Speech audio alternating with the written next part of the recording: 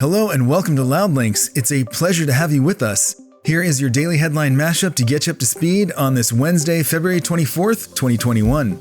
American Airlines has confirmed that one of its passenger jets, Flight 2292, did indeed encounter a UFO last Sunday as it flew over the northeastern corner of New Mexico. According to an authentic and now widely disseminated audio transmission between one of the pilots of the Airbus A320 and air traffic control, the object buzzed right over the top of the plane and appeared to be a long cylindrical object that, quote, almost looked like a cruise missile moving really fast. American Airlines has since refrained from commenting further on the flyby, but specified that the sighting is being investigated by the FBI. Tiger Woods is facing a long and hard recovery, having sustained significant injuries to his right leg in yesterday's car crash in Southern California. Anish Mahajan, the chief medical officer, said Woods suffered open fractures and shattered tibia and fibula bones in multiple locations.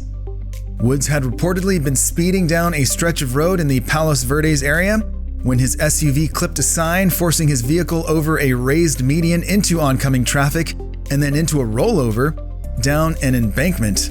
After being extricated from the wreck, he was rushed to the Harbor UCLA Medical Center, where he went into a long surgical procedure requiring rods, pins, and screws to stabilize injuries all along his leg that extended into his ankle and foot. The golf world was stunned by the news, and many are speculating that his golfing career may be over.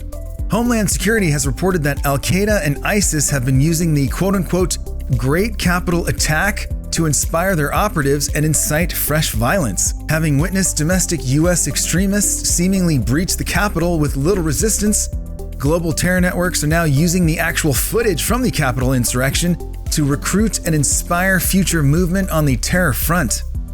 Al-Qaeda media recently released a 20-minute Capitol Riot highlights video that starts with the shooting of Ashley Babbitt as she attempts to breach the speaker's lobby. More clips of Capitol mayhem follow as a terrorist narrates with statements like, quote, "Do not be afraid of the night. The dawn is about to loom. The puppets of injustice will fall." ISIS supporters are following suit in terms of capitalizing on the events of January 6th, and in one recent instance declared in an online magazine that America was now in a, quote, ever fragile state and the worst is yet to come.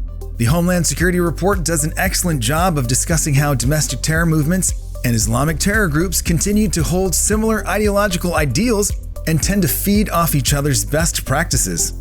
The Justice Department under the Biden administration has signaled a renewed interest in the police killing of George Floyd by impaneling a new grand jury and calling for new witnesses.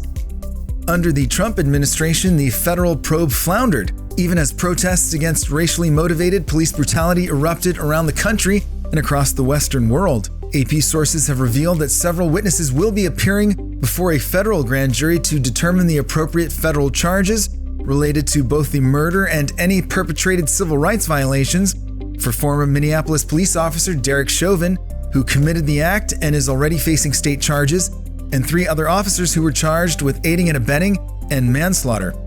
In a statement to the New York Times, the lawyer for George Floyd's family said, quote, "It was appropriate and gratifying that the Department of Justice under President Biden is taking racial justice seriously." The U.S. Food and Drug Administration has approved Johnson & Johnson's single-shot COVID-19 vaccine for emergency use. According to a CNN report, the FDA analysis stated, quote, "There were no specific safety concerns identified in subgroup analyses by age, race, ethnicity, medical comorbidities, or prior SARS infection.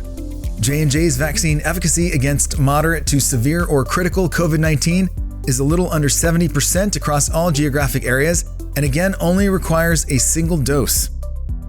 Thank you for joining us for a quick headline recap, and stay tuned for further updates.